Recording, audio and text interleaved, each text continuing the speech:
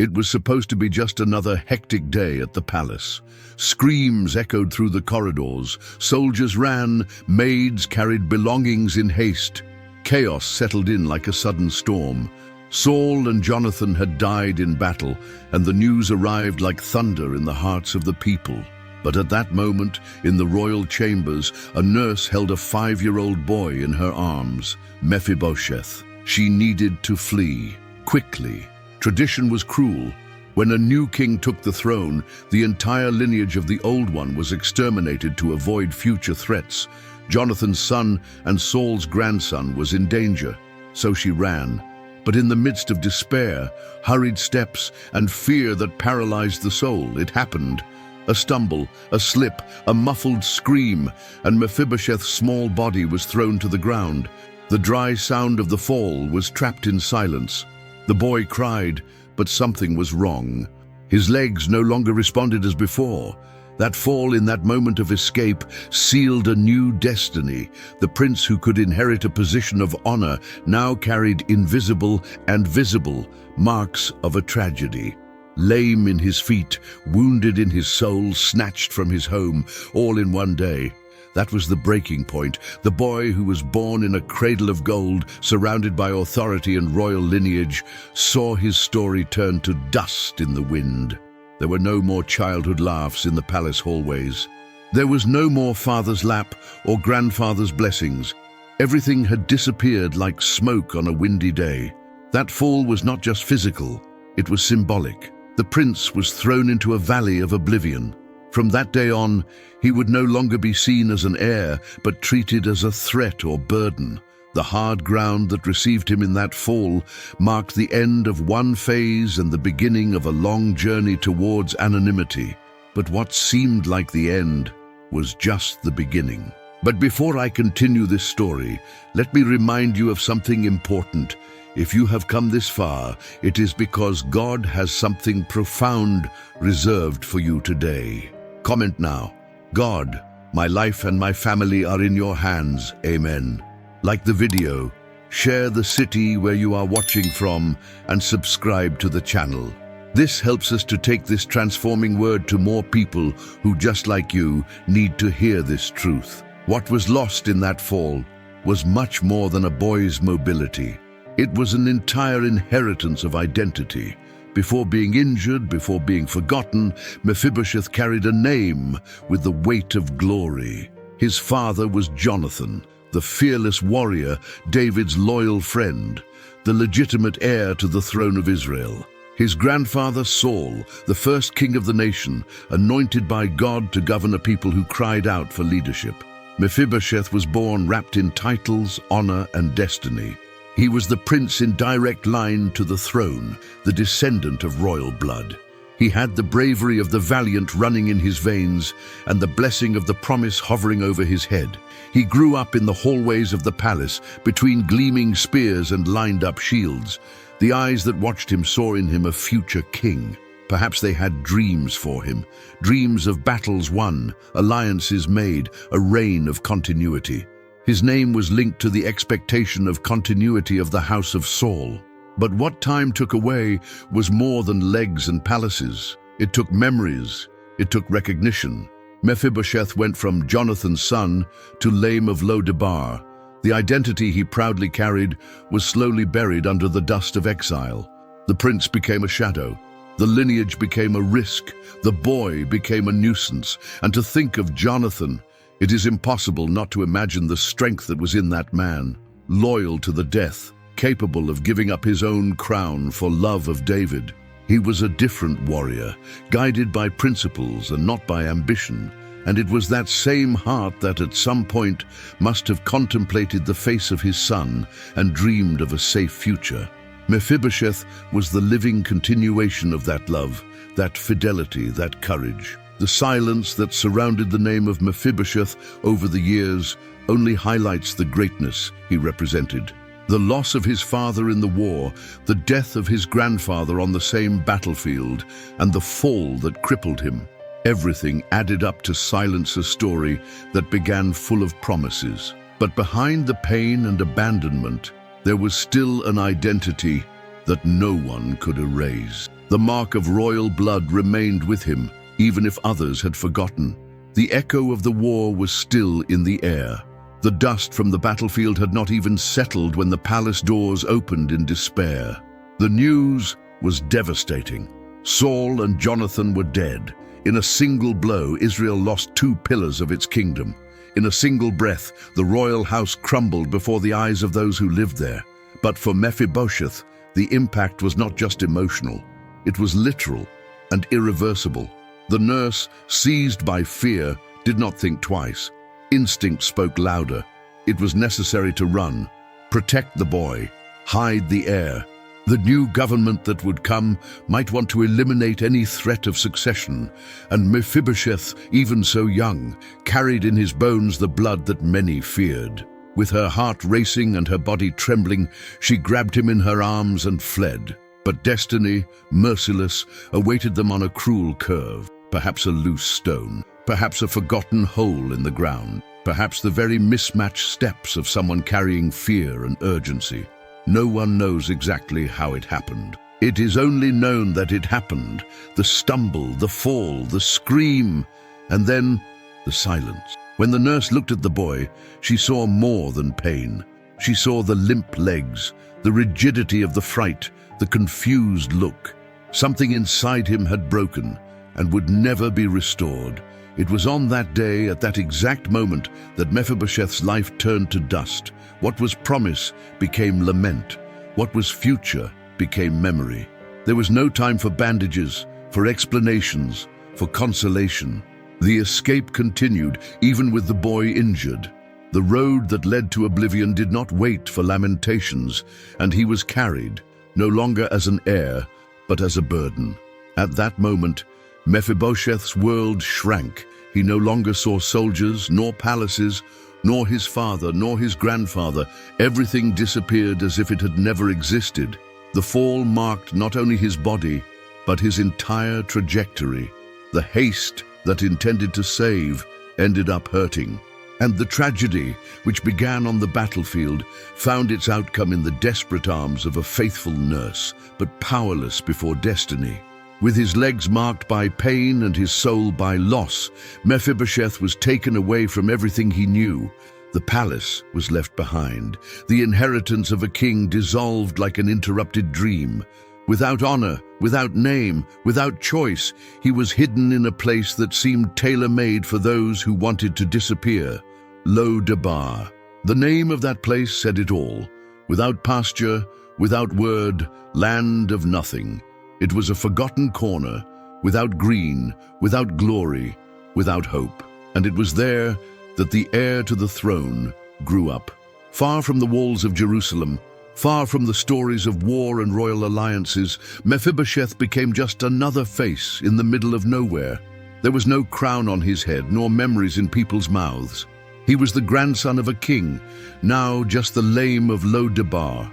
Each dawn in that arid land was like a cruel reminder of everything that was lost. The wounded body no longer hurt as much as the soul.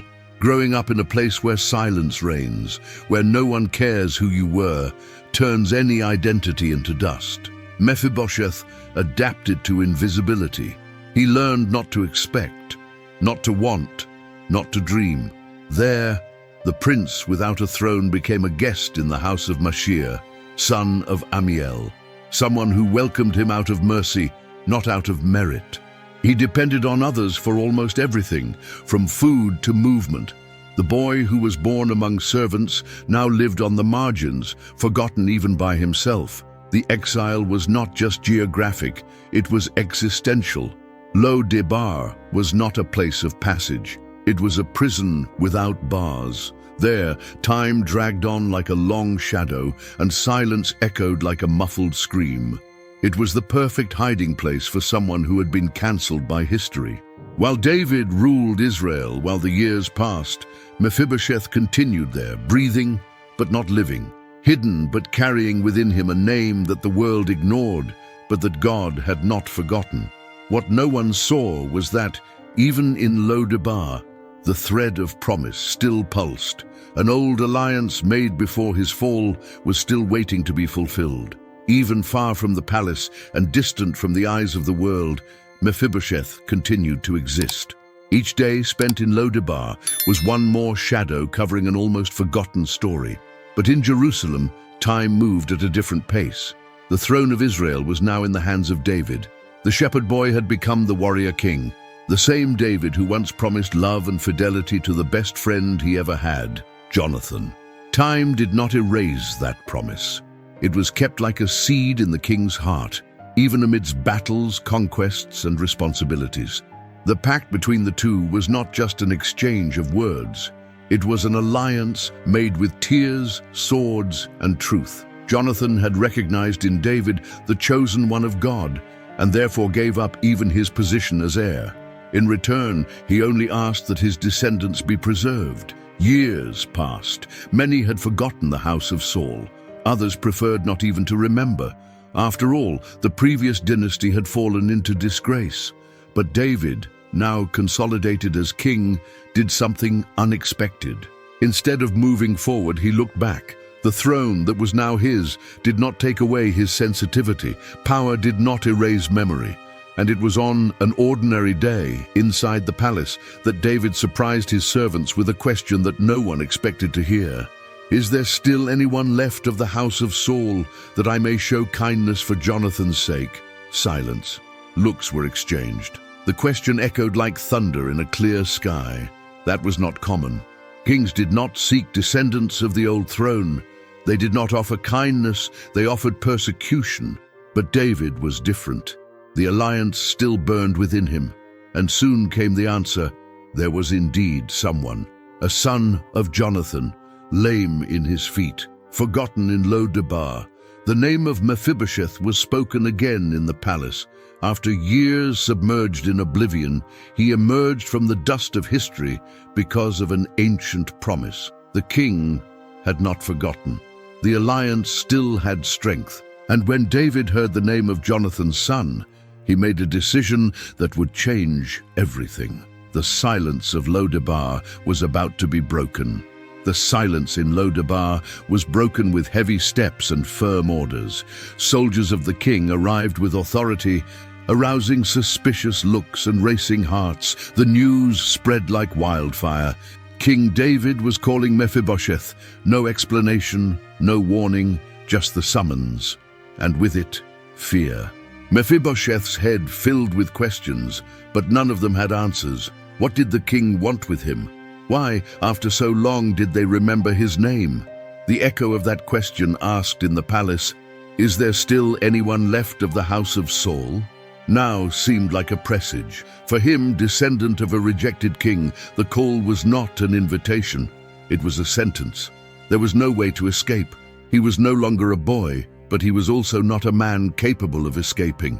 His legs, marked by the fall of childhood, did not obey his impulses. He had to be taken to Jerusalem. Each step of the bearers sounded like the beat of a funeral march. Along the way, the memories came like a flood.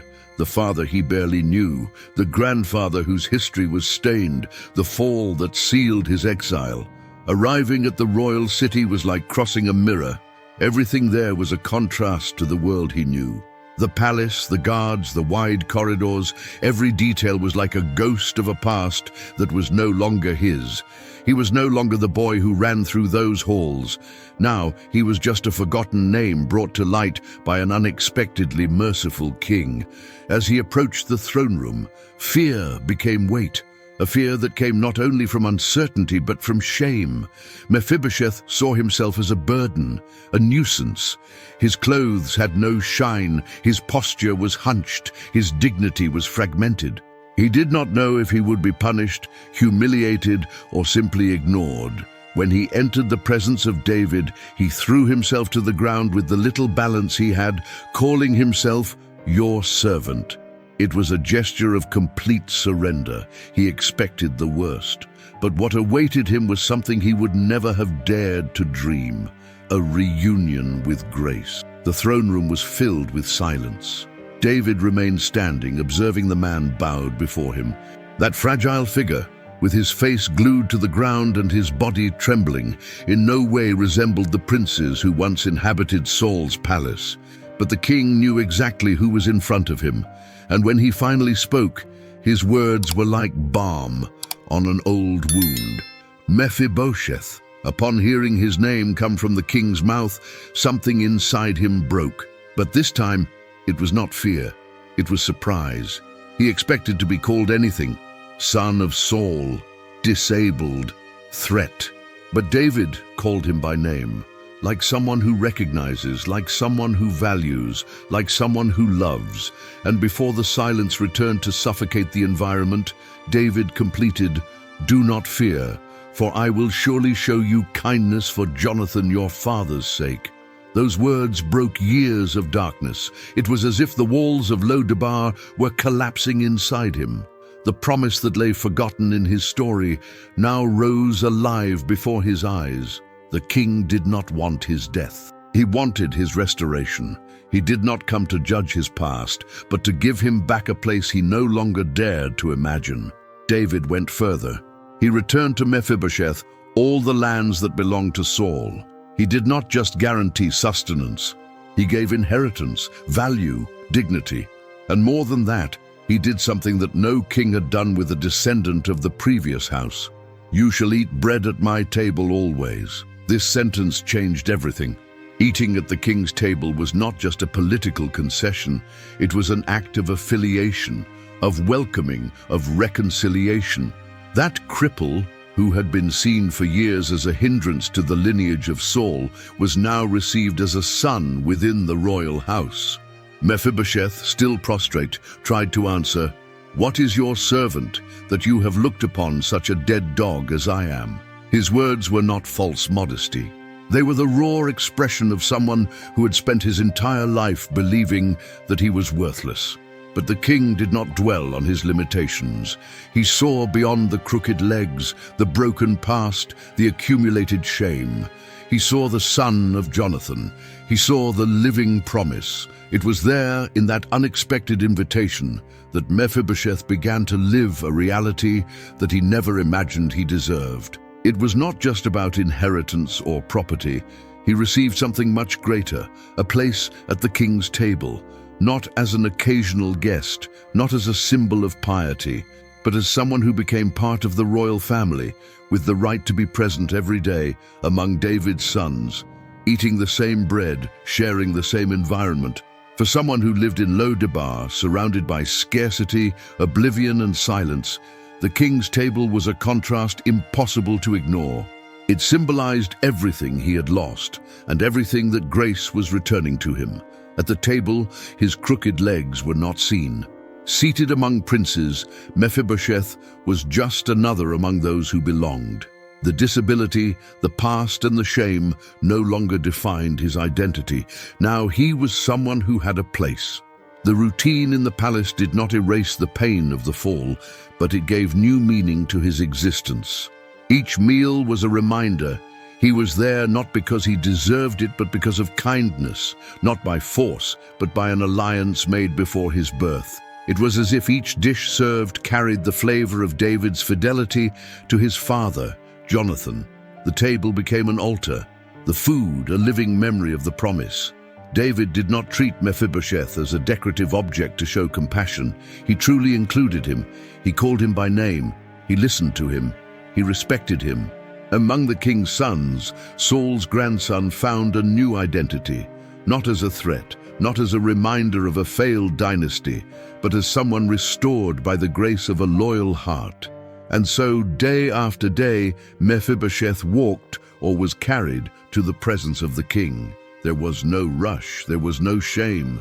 The palace, once a symbol of loss, was now home, and the table, once unattainable, was now the center of his new story. In that daily communion, he was not just being fed, he was being healed. With each meal, what was once a wound became a testimony. What was once exile became belonging. The king's table had become Mephibosheth's new home. The former lame prince was now treated with honor, and the silence of Lo-debar had been replaced by the voice of someone who rediscovered his value. However, not everyone around celebrated this restoration. Not every close presence carries fidelity.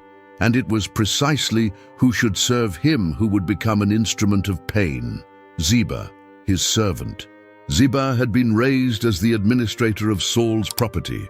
When David restored the inheritance to Mephibosheth, Ziba was entrusted with taking care of the land, with the mission of cultivating it in the name of the new owner. But time would reveal that Ziba's heart was not aligned with the king's kindness. There was in him a veiled desire for possession, influence, and power. Everything came to light in one of the most delicate moments in David's history. His own son, Absalom, rebelled against him. The king was forced to flee Jerusalem in haste. It was in this context of chaos and insecurity that Ziba saw an opportunity. He presented himself to David with supplies and calculated words, trying to show himself loyal in the midst of the crisis. But he did not come alone. He brought with him a lie. He said that Mephibosheth had stayed in Jerusalem out of ambition, hoping that Saul's throne would be restored. It was a serious accusation, a stab in the back. And in that moment of instability, David believed it, without investigating, without hearing the other side. The king, pressured by events, handed over everything that belonged to Mephibosheth into the hands of Ziba. The betrayal was consummated. The servant took the place of the master. The truth was buried by false words, and Mephibosheth once again was silenced by circumstances he could not control. The man who had been restored now saw his honor slip through his fingers without even being able to defend himself. It was not the first time that Mephibosheth had lost everything unfairly. But this time, the blow did not come from a fall or a decree. It came from the mouth of someone who walked by his side. Even so, he remained silent. Loyalty for him was not circumstantial. And while his reputation was thrown to the wind, his confidence remained intact, firm in the king and firm in God. Even with everything taken, Mephibosheth remained where he had always been since he was called faithful. The news that Ziba had appropriated his property did not stir up anger or revenge in him. He silenced, he suffered, he waited. He knew that his cause was in the hands of someone greater. The same grace that took him out of Lo-debar still sustained his steps. And it was with that heart that he awaited the return of the king. David won the war against Absalom and returned to Jerusalem. The chaos passed, the betrayals came to light, and the paths of many were being judged. When Mephibosheth learned of the king's return, he did not prepare with gifts or rehearse speeches. He simply appeared, with his beard untrimmed, his clothes dirty, and his feet uncared for, clear signs of mourning and loyalty. During all the time of the king's absence, he refused to celebrate. It was his way of saying, "I am the king's," even when he is not there. David looked at that man, marked by pain but full of honor, and saw the stark contrast with Ziba's lying account. The truth did not need to be shouted. It was stamped on Mephibosheth's posture, on his sincere look, on his silent pain. He had not betrayed. He had not sought glory. He had only waited, trusting in the justice of the one who knew his heart. Even so, David proposed a diplomatic solution, that Mephibosheth and Ziba divide the lands.